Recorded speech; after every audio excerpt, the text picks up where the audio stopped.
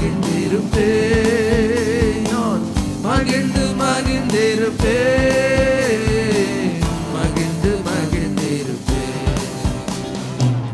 இதய தீபம் எனது தெய்வம், இரக்கத்தின் சிகரம். இதய தீபம் எனது தெய்வம், இரக்கத்தின் சிகரம். பார்த்து பார்த்து ரசித்து ருசித்து, பார்த்து பார்த்து ரசித்து ருசித்து பரவசம் அடைவே, பரவசம் அடைவே. எனது தலைவன் இயேசுராஜன் மார்பில் சாய்ந்து சாய்ந்து மகிழ்ந்து மகிழ்ந்திருப்பேன். ஹல்லேலூயா. ஜான் சாப்டர் 17 ஆண்டவர் இயேசுவின் நடைமுறை வாழ்க்கை குறித்து இந்த 17வது அதிகாரத்தில் நம்ம சில காரியங்களை கற்றுக்கொள்ள இருக்கிறோம். இந்த அதிகாரத்தில் 2 முக்கியமான காரியங்கள் நமக்கு வெளிப்படுகிறது. 2 போதனைகள் ஆண்டவருடைய வாழ்க்கையிலேருந்து நம்ம கற்றுக்கொள்ளலாம். ஒன்று, அவருடைய ஜெப ஜீவியத்தை பற்றி நம்ம அறிந்து கொள்ளலாம். அதே சமயத்தில் இயேசுவின் நடைமுறை வாழ்க்கை, ப்ராக்டிக்கல் லிவிங், ஆண்டவருடைய வாழ்க்கை இந்த உலகத்தில் இருக்கும் பொழுது பிதாவின் இடத்திலும் தமக்கு கொடுக்கப்பட்ட பொறுப்பிலும் இயேசு எப்படி வாழ்ந்து காட்டினார், இயேசுவின் ஜெப ஜீவியம் எப்படி இருந்தது என்பதை புரிந்து கொள்கிறோம். 2வது, இயேசுவின் நடைமுறை வாழ்க்கை எப்படி இருந்தது என்பதை புரிந்து கொள்கிறோம். முதல்ல இயேசுவின் நடைமுறை வாழ்க்கையிலிருந்து கற்றுக்கொண்டது, இவைகளை இயேசு சொன்ன பின்பு தம்முடைய கண்களை வானத்துக்கு ஏறெடுத்து. இன்னைக்கு பாருங்க, எல்லாவற்றையும் செய்து முடித்த பின்பு இயேசு நேரடியாக பிதாவை தான் நோக்கி எதிர்பார்க்கிறார். இன்னைக்கு பாருங்க, டோட்டல் டிபெண்டன்ஸ் அப்பான் ஹெவன். அதான் ஃபர்ஸ்ட் திங். இது எழுதினவர் யோவான். அவர் கூட நடந்து போய்கிட்டு இருக்கிறார். இந்த ஜெபம் எப்படி ஏறெடுக்கப்பட்டது? முட்டி போட்டு ஜெபம் பண்ணவில்லை. என்னை பொறுத்த வரைக்கும் நடந்து போய்கிட்டே இருக்கும்போது ஆண்டவர் பரலோகத்தை பார்த்து பேசிக்கொண்டே போகிறார். நீங்கள் வாழ்க்கையில் நடைபயணம் போய்கிட்டு இருக்கும் பொழுதே தேவனோடும் பேசுகிற பழக்கம் உங்களுக்கு இருக்கணும். As he was walking, he lifted up his eyes. கண்களை வானத்துக்கு ஏறெடுத்து. எல்லா காரியங்களுக்காக ஜெபிக்கிற பழக்கம் ஆண்டவர் இயேசு இடத்திலிருந்து கற்றுக்கொள்கிறார். எந்த சூழ்நிலையும் எடுத்து பாருங்க, ஒரு அற்புதம் செய்கிறதுக்கு முன்னால் வானத்தை அண்ணாந்து பார்க்கிறார். அந்த 5 அப்பம் 2 மீனை வைத்துக்கிட்டு வானத்தை அண்ணாந்து பார்க்கிறார். கண்களை ஏறெடுத்து ஸ்தோத்திரம் பண்ணி ஜனங்களுக்கு கொடுக்கிறார். இன்னைக்கு முதல்ல நம்ம கற்றுக்கொள்ள வேண்டிய ஒரு காரியம், வாழ்க்கையில் என்ன ஒரு காரியமாக தான், பரத்தை நம்பி வாழுங்க, பரலோகத்தை நம்பி வாழுங்க. அங்கே இருக்கிற தேவனுடைய ஹல்லேலூயா வழி நடத்தலை நம்பி வாழ வேண்டும். அப்போ தான் வாழ்க்கை ஆசீர்வாதமாக இருக்கும். அடுத்து பாருங்க, ஆண்டவர் இயேசுவின் வாழ்க்கையில் அவர் செய்த 2வது முக்கியமான காரியம், இந்த உலகத்தில் வாழ்ந்த நாட்களிலே யோவான் 17வது அதிகாரத்தில் 4வது வசனத்தை நீங்கள் எடுத்து வாசிக்கும் பொழுது, பூமியிலே நான் உம்மை, இந்த வேர்ல்டு ஐ க்ளோரிஃபைட் யூ. இன்னைக்கு இந்த உலகத்தில் இருக்கும் பொழுது இயேசுவின் வாழ்க்கை ஏதோ பெருமை பாராட்டுக்க சொல்கிறார் நினைக்காதீங்க. வாழ்ந்து காட்டி முடிவில் பேசுகிறார், சாட்சியாக சொல்லுகிறார், பிதாவை பார்த்து சொல்லுகிறார். லேசில் சொல்ல முடியாது. இந்த உலகத்தில் இருக்கும் பொழுது, அப்பா நான் உங்களை மகிமைப்படுத்தி வாழ்ந்தேன். இன்னைக்கு அன்பான தேவனுடைய பிள்ளைகளே, கர்த்தர் உங்களுக்கு கொடுக்குற ஸ்தானங்களிலே, கர்த்தர் உங்களுக்கு கொடுக்குற வேலையாக இருக்கட்டும், குடும்ப வாழ்க்கையாக இருக்கட்டும், நம்ம மூலியமாக தேவன் மகிமைப்படுகிறாரான்னு பார்த்து வாழணும். இயேசுவின் முடிவு நாளில் சாட்சி கொடுக்குறாருங்க, இந்த உலகத்தில் நான் உம்மை மகிமைப்படுது. உமக்கு மகிமை கொண்டு வரக்கூடியது எந்த ஒரு காரியத்தில் பாருங்கள், என்னை அனுப்பினுடைய சித்தத்தின்படி செய்வதுதான் எனக்கு போஜனம்னு வாழ்கிறார். சாப்பாடை கூட உயர்த்துட்டு ஆத்துமாக்களை ரட்சிக்க அனுப்பப்பட்டார். எல்லாரும் அந்த பாரம் இல்லாமல் சீசர்கள் போய் ஆகாரம் வாங்க போயிட்டாங்க. இவர் அங்கே உட்கார்ந்து ஒரு அம்மாவுக்காக உட்கார்ந்துருக்கிற அந்த பட்டணத்தை பிடிச்சிட்டார். எல்லா காரியங்களிலும் நம்ம தேவனை மகிமைப்படுத்துகிறவர்களாக நம்முடைய வாழ்க்கை இருக்கணும். 2வது ஒரு காரியம் இந்த 4வது வசனத்தில் அழகாக சொல்கிறாரு, நான் செய்யும்படி நீர் எனக்கு நியமித்த கிரியையை செய்து. பிதா உலகத்தில் குமாரனை அனுப்பும் பொழுது இதை பண்ணிவிட்டு வரணும்னு சொல்லியிருக்கிறாரு. அதை செய்து முடித்து விட்டேன் என்று சொல்லி சாட்சி நம்ம ஜெபிக்க போகிறோம். நம்மளும் இந்த உலகத்தில் கர்த்தர் எதுக்காக நம்மை ஹல்லேலூயா உண்டாக்கினாரோ அந்த நோக்கம் நிறைவேறணும். ஒரு ஆத்மா கூட பாருங்க யதார்த்தமாக இந்த உலகத்துக்குள்ளே வரல. நம்ம ஒவ்வொருவரை குறித்து ஆண்டவர் ஒரு தெளிவான திட்டத்தை வைத்திருக்கிறார். அதனால தான் அழிவின் பாதையிலேருந்து இன்னைக்கு நீதியின் பாதையில் கொண்டு வந்துட்டார். கேட்டுக்கு போகிற பாதையிலேருந்து ஜீவனுக்கு போகிற பாதைக்கு எதுக்குங்க கொண்டு வந்தார்? சும்மா கொண்டு வந்தாரா? இங்கே வந்து இடத்தை நிரப்புறதுக்காக கொண்டு வந்தாரா? இல்லைங்க. நம்ம ஒவ்வொரு மூலியமாக அவருடைய நாமம் மகிமைப்படணும், அவருடைய ராஜ்யம் கட்டப்படணும். நம்ம ஒவ்வொருவருக்கும் ஒரு பணி இருக்குது. இயேசுவின் ஹல்லேலூயா அந்த ரட்சிப்பின் ஊழியத்தில் இங்கே இருக்கிற எல்லாருக்கும் ஒரு சிறியவோ பெரியவோ பணின்னு சொல்றதுக்கே இல்லை, எல்லாருக்கும் ஒரே விதமான பணி தான் அவருடைய பார்வையில். நீங்க தனிமையில யாருக்கும் தெரியாதுன்னு நினைச்சு கர்த்தருக்கு உண்மையா இருக்கிறதையும் அவர் பார்த்துக்கிட்டு இருக்கிறாரு. அதே சமயத்தில் தனிமையில் யாருக்கும் தெரியாது என்று செய்கிற அநியாயத்தையும் அவர் பார்த்து கொண்டிருக்கிறார். ரெண்டுமே அவர் பார்த்துக்கிட்டு இருக்கிறாரு. ரெண்டும் ஒரு கணக்கில் எழுதிட்டு இருக்கோம். அல்லேலூயா. முடிகிற நேரத்தில் நம்ம சொல்லக்கூடிய அளவுக்கு நமக்கு இருக்கணுன்றது தான் பேசிக்கிட்டு இருக்கிறேன். நான் செய்யும்படி நீர் எனக்கு நியமித்த கிரியையை செய்து முடித்தேன். இது அவருடைய சாட்சி. நாலாவதாக நீங்க பார்க்கும் பொழுது யோவான் 17:6-7 வசனங்களை எடுத்து பார்த்தால், நீர் உலகத்தில் தெரிந்து எடுத்து எனக்கு தந்த மனுஷருக்கு உம்முடைய நாமத்தை வெளிப்படுத்தினேன். இன்னைக்கு தேவ பிள்ளைகளே, இன்னைக்கு இந்த உலகத்துக்கு அல்லேலூயா நம்மை அனுப்பி வைத்திருக்கு. இயேசுவின் நாமத்தை வெளிப்படுத்தும்படியாக அனுப்பி இருக்கிறார். அவர் பிதாவின் நாமத்தை வெளிப்படுத்தினாரு. இன்னைக்கு பிதா, குமாரன், பரிசுத்தாவின் நாமத்தை குறிப்பா இயேசுவின் நாமம் ரட்சிக்கப்பட்ட நம்ம ஒவ்வொருவர் மூலியமாக நமக்கு தந்தவர்களுக்கு வெளிப்பட்டிருக்குதா என்று சொல்லி பார்க்கணும். இயேசுக்கு பின்னால வந்தவங்க எல்லாருமே அவர் அழைத்தவள் தான். மோஸ்ட்லி பார்த்தீங்கன்னாக்கா இவர் தான் போய் ஆள் சேர்த்திருக்கிறாரு. ஆனால் அங்கே ஒரு வார்த்தை சொல்லுகிறார், அவர்கள் உம்முடையவர்களாக இருந்தார்கள், அவர்களை எனக்கு தந்தீர். நான் போய் சேர்த்தேன்னு கூட சொல்ல மாட்டேங்கிறாரு. பிதாவே எனக்கு தந்தவர்கள்லாம் யாருடையவர்கள்? உம்முடையவர்கள், அவர்களை தந்தவர் நீர்தான் அப்படின்றார். ஸோ இன்னைக்கு பார்க்கும் பொழுது ஆண்டவர் தான் உங்கள் லைஃப்குள்ளே சிலரை கொண்டு வந்திருக்கார். பெற்றெடுத்த பிள்ளையாக இருக்கட்டும், வியாபாரத்தில் வேலையில் சம்பாதித்திருக்கிற ஜனங்களாக இருக்கட்டும், பெருமை பாராட்டுவதற்கோ நான் இதை செய்தேன், நான் அதை செய்தேன், நான் இதை சாதித்தேன், அப்படிப்பட்ட ஒரு அறிக்கை இது இல்லை. ஹல்லேலூயா. பிதாவுக்கு உண்மையாக இருந்தது வாழ்ந்து காட்டினாருங்க இயேசு கிறிஸ்து. நீங்கள் இருக்கிற இடத்துல உண்மையாக இருக்கணும், நம்ம இருக்கிற இடத்துல உண்மையாக இருக்கணும், தாழ்மையாக இருக்கணும்.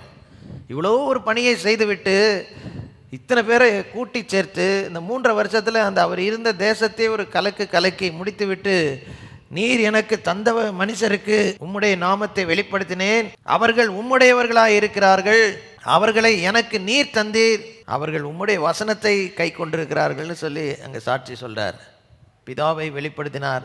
இன்னைக்கு நீங்களும் நான் இயேசுவை வெளிப்படுத்துவர்களாய் மாறணும். அடுத்து நீங்க பார்க்கும்பொழுது ஆண்டவர் இயேசுவின் வாழ்க்கையில 7-8 வசனங்களை பார்க்கும்பொழுது, நீர் எனக்கு தந்தவைகளெல்லாம் உம்மாலே உண்டாயிற்று என்று இப்பொழுது அறிந்திருக்கிறார்கள். 8வது வசனத்துல, நீர் எனக்கு தந்த வார்த்தைகளை நான் அவர்களுக்கு கொடுத்தேன் என்று சொல்லுகிறார். இப்படி நம்ம சொல்லக்கூடிய அளவுக்கு இருக்கணுங்க.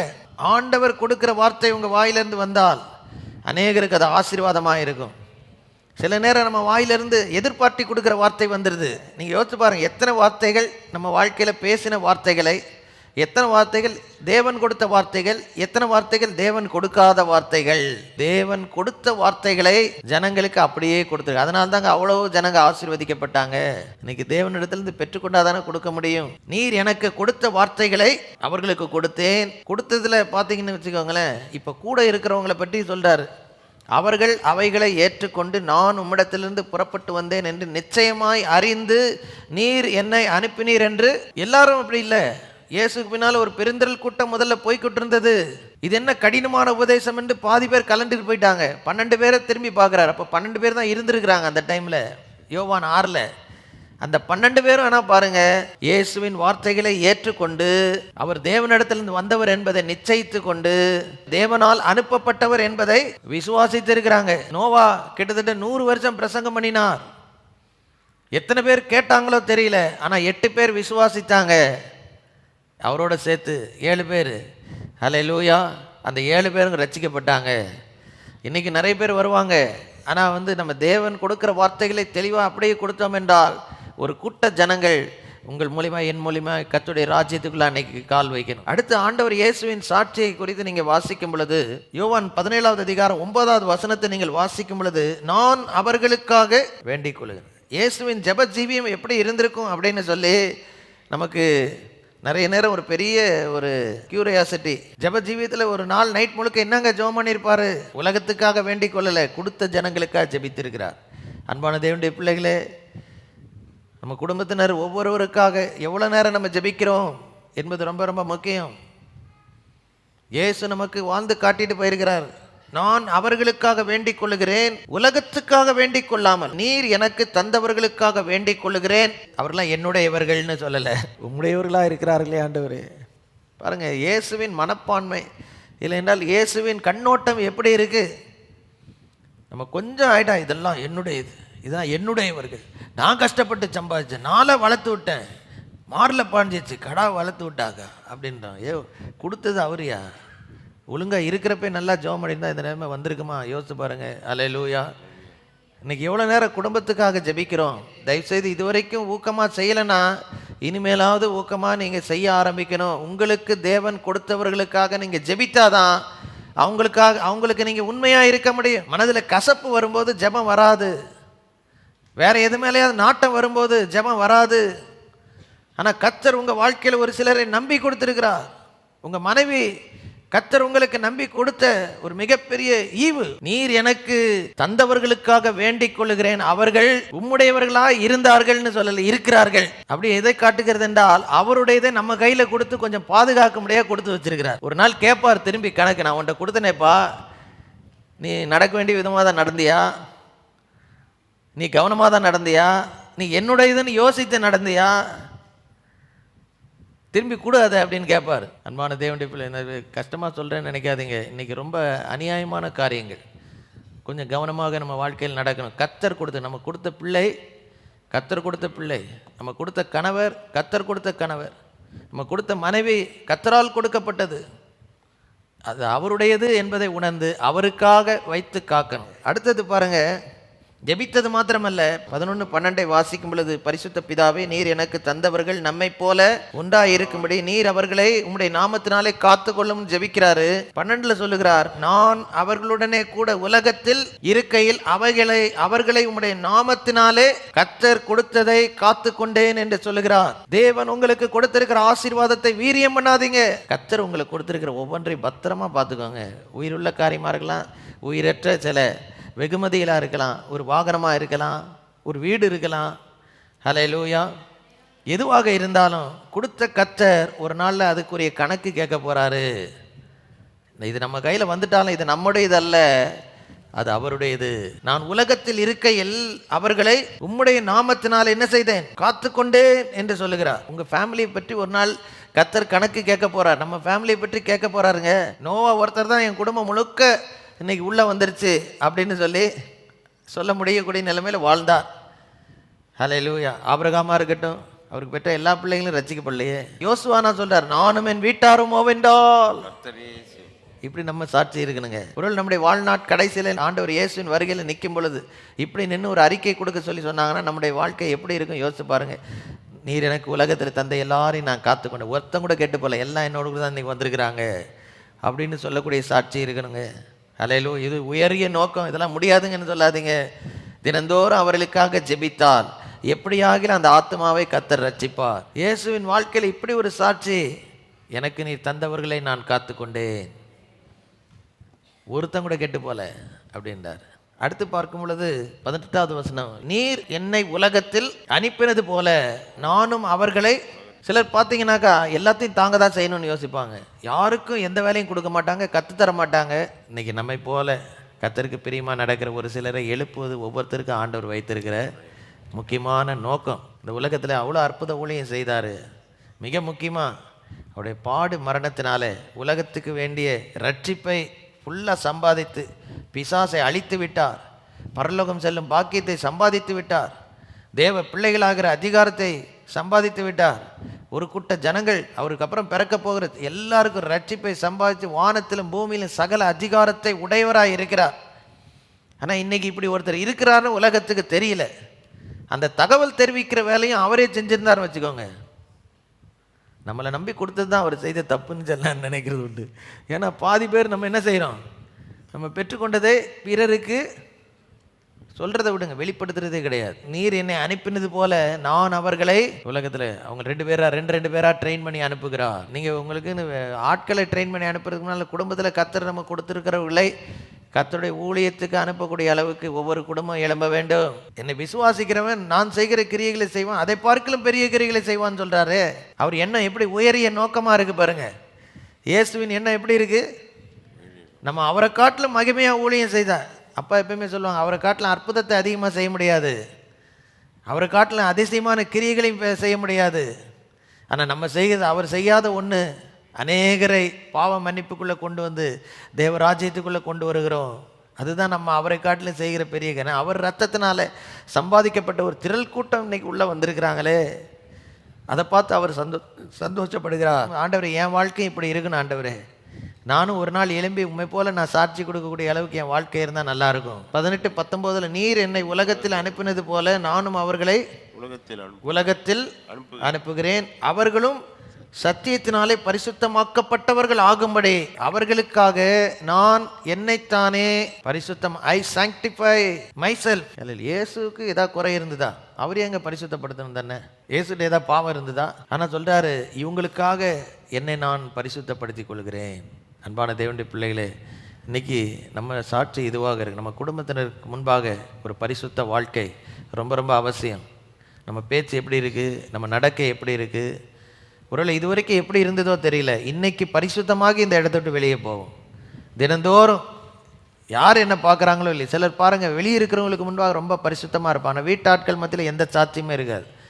ஹல்லேலூயா. அப்படி இருக்கக்கூடாது. இன்றைக்கி நம்ம வாழ்க்கை பரிசுத்தம் இல்லை என்றால் எங்கே வேணால் டெஸ்ட்டை பாஸ் பண்ணிடலாம், ஆனால் வீட்டில் பாஸ் பண்ண முடியாது, குடும்பத்தில் பாஸ் பண்ண முடியாது. இன்றைக்கி அநேக குடும்பங்களில் பிரச்சனை காரணம் என்ன? அசுத்தம், அநியாயம், அக்கிரமம் வீட்டுக்குள்ளே வந்துருச்சு. உங்களை பார்த்து வளருகிற பிள்ளைகள் உங்கள் நடக்கையை பார்த்து ஆண்டவரை பின்பற்றுவாங்களா? இயேசு சொல்கிறாரு 19வது வசனம், அவர்களுக்காக என்னை நான் பரிசுத்தம் ஆக்குகிறேன். நாமும் நம்முடையவர்களுக்காக நம்மை நாம் பரிசுத்தம் ஆக்க வேண்டும். தாறுமாறாக வாழ்ந்து நீங்கள் எங்கே வேணா இருக்கலாம், ஹல்லேலூயா. ஆனால் உங்கள் வீட்டில் இருக்கிறவங்க உங்கள் நிமித்தமாய் சில நேரம் பாருங்கள், சிலருடைய குடும்பத்தினர் ஆண்டவருக்குள்ளே வரவே மாட்டான். என்ன தான் ஜெபம் பண்ணி குட்டி கரணம் போடலாம், ஆனால் இன்றைக்கி பார்க்கும் பொழுது கடைசியில் பார்த்தீங்கன்னா இவங்க வாழ்க்கையில் ஏதாவது ஒரு தாறுமாறு இருக்கும். ஆமாம், இவர் பேச்சை கேட்டு வரணுமா, இவரே இப்படி இருக்கிறார், சும்மா பைபிளை தூக்கி தான் அலைகிறாரு, மற்றபடி லைஃப் இல்லைங்க. என்ன துர்க்குணங்கள், என்ன சண்டை, என்ன கெட்ட வார்த்தைகள்.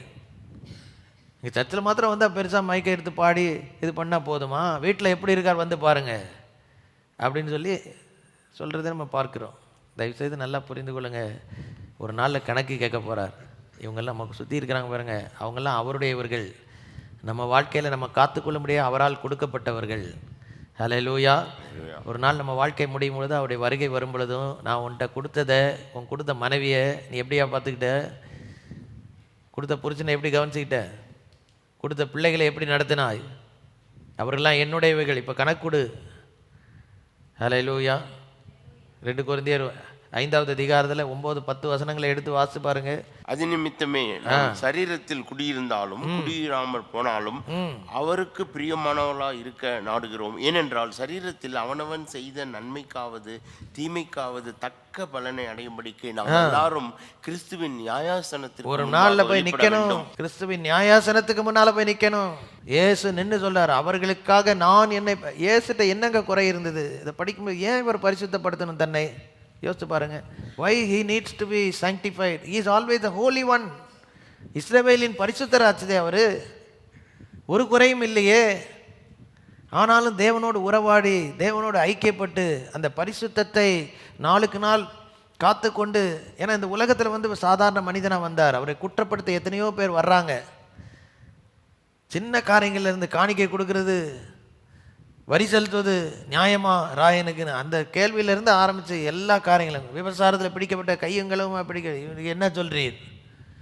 அவர் போதனையில் குற்றப்படுத்தலான்னு ஒரு கூட்ட ஜனங்க பார்த்துக்கிட்டு இருக்கிறாங்க. இன்றைக்கி உங்களை என்னை விழச் செய்வதற்கு பிசாசு ஒரு சில ஜனங்களை அனுப்புவான், டைரெக்டாக வரமாட்டான் லேசில். ஆனால் ஒரு சிலரை உங்கள் பரிசுத்த ஜீவியத்திலிருந்து தள்ளும்படியாய், உங்கள் குடும்பத்தை கெடுக்கும்படியாய், உங்கள் வாழ்க்கையில் கர்த்தர் உங்களுக்கு கொடுத்துருக்க ஆசீர்வாதத்தை நீங்கள் அனுபவிக்காமல் நடுரோட்டில் நின்று எல்லாருக்கு முன்னால் வெக்கப்பட வைக்கிறதுக்கு ஒருத்தன் சுற்றிக்கிட்டே இருக்கிறான். தினந்தோறும் நம்மை பரிசுத்தப்படுத்தி கொண்டால் தான் நம்ம காத்துக்கொள்ள முடியும். What ever God has given to us, hallelujah, belongs to him. அது அவருடையது. நம்ம கையில் இன்னைக்கு கொடுத்துருக்கிறார். 5 தாலந்தை கொடுத்தது போல் கொடு, அதை பெருக்கி ஆசீர்வதித்து ஒரு நாள் போய் திரும்பி கணக்கை கொடுக்கணும். அவர்களுக்காக என்னை பரிசுத்தப்படுத்தி கொண்டேன் என்று சொல்லுகிறார். ஹல்லேலூயா. இன்னும் 2 காரியங்கள் ஆண்டவர் இயேசு சொல்லுகிறது நீங்கள் இதில் படிக்கலாம். 21, 22 நீங்கள் படிக்கும் பொழுது, அவர்கள் எல்லாரும் ஒன்றாய் இருக்கவும், பிதாவே நீர் என்னை அனுப்பினதை உலகம் விசுவாசிக்கிறதுக்காக நீர் என்னிலேயும் நான் உம்மிலேயும் இருக்கிறது போல அவர்கள் எல்லாரும் நம்மில் ஒன்றாய் இருக்க வேண்டிக். இயேசு கிறிஸ்து சொல்றாருங்க, நீர் என்னிலேயும் நான். இப்படி பாருங்க. அது மாத்திரம் அடுத்த வசனத்தை பார்க்கும் பொழுது, நாம் ஒன்றாய் இருக்கிறது போல பிதாவோடு ஒற்றுமையாக இருந்தார். இன்றைக்கி நம்ம இயேசுவோடு ஒற்றுமையாக இருக்கணும்.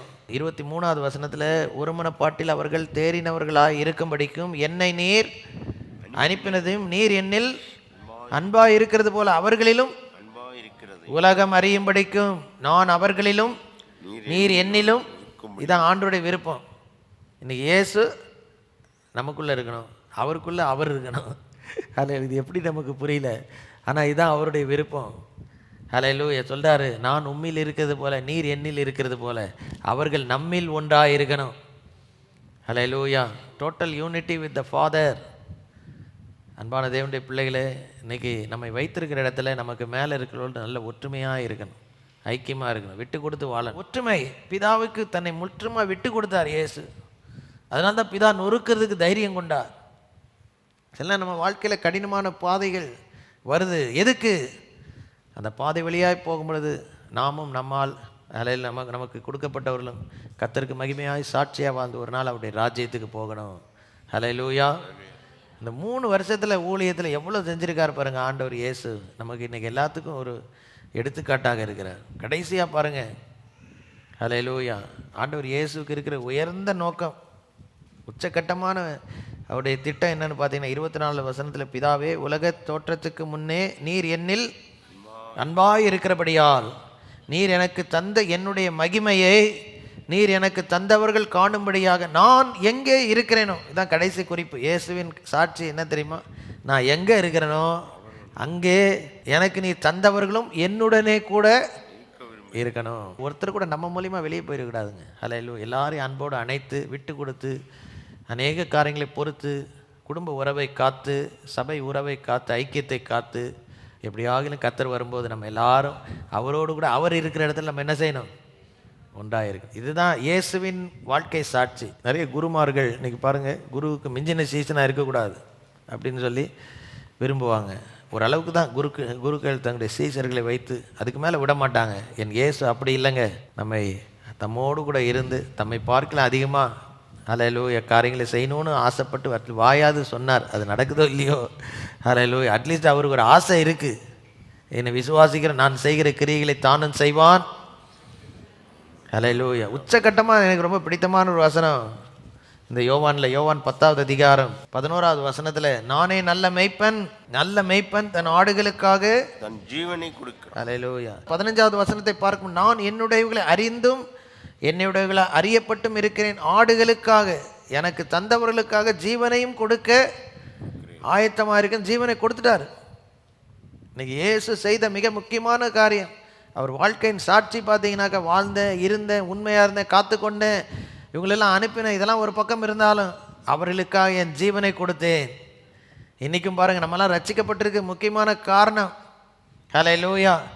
எபிரேயர் 7:25 இது ஆண்டவர் வெளிப்படுத்தி சொல்லியிருக்கிறார், மேலும் தமது மூலமாய் தேவனிடத்தில் சேருகிறவர்களுக்காக வேண்டுதல் செய்யும்படி அவர் எப்பொழுதும் உயிரோடு இருக்க. நம்ம போய் தேவனிடத்தில் போய் நின்று மன்னியும்னு கேட்டுறதுனால மாத்திரம் மன்னிக்க மாட்டார் தேவனு. அங்கே ஒருத்தர் பக்கத்தில் வலது பாதத்தில் ஐயா இவனுக்காக ஒரு ரத்தம் சிந்தினேன், நான் இந்த ஒரு சொட்டு ரத்தம் இவனுக்காக எப்படியா மன்னிச்சிருங்க. அதுதான் அந்த அந்த அந்த பரிந்து பேசுதல் தான் இன்றைக்கி நம்ம இந்த இடத்துக்குள்ளே கொண்டு வந்திருக்கு. ஹல்லேலூயா. இவர்களுக்காக என் ஜீவனை கொடுத்தேன். யோவான் 17 சொல்லனாலும் யோவான் 19 முடிவில் பரலோகம் போய் சொல்லியிருப்பார், இவன் இந்த உலகத்துக்காக என் ஜீவனை நான் கொடுத்து வந்து நிற்கிறேன்னு பிதாவிட்ட போய் சொல்லியிருப்பார். ஹல்லேலூயா. இயேசு ஒருவர் தானுங்க மனுக்குலத்தின் பாவத்துக்காக மரித்தவர். நல்லவனுக்காக மரிக்கிறதுக்கு நிறைய பேர் துணிகிறாங்க. நிறைய அரசியல்வாதிகளுக்காக ஒரு சிலர் ஜீவனை கொடுக்க ரெடியாக இருக்கிறாங்க.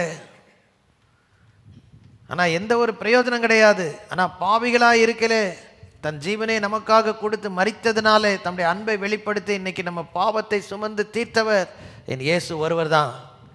அவர் அதே அர்ப்பணிப்பை உங்களிடத்தில் என்னிடத்தில் எதிர்பார்க்கிறார். இன்னைக்கு இது நிமித்தமாக ஒரு சில வாழ்க்கை மாறினால், சுவாபம் மாறினால், உங்கள் குடும்பம் மாறினால் தேவன் மகிமைப்படுவார், அவருடைய நோக்கம் நிறைவேறும். இந்த யோவான் 17 எழுதி நமக்கு தம்மை வெளிப்படுத்தினதின் நோக்கம் இன்னைக்கு நிறைவேறும் என்று நான் நிச்சயமாக நம்புகிறேன். இது நம்மளால் நடக்க முடியாது.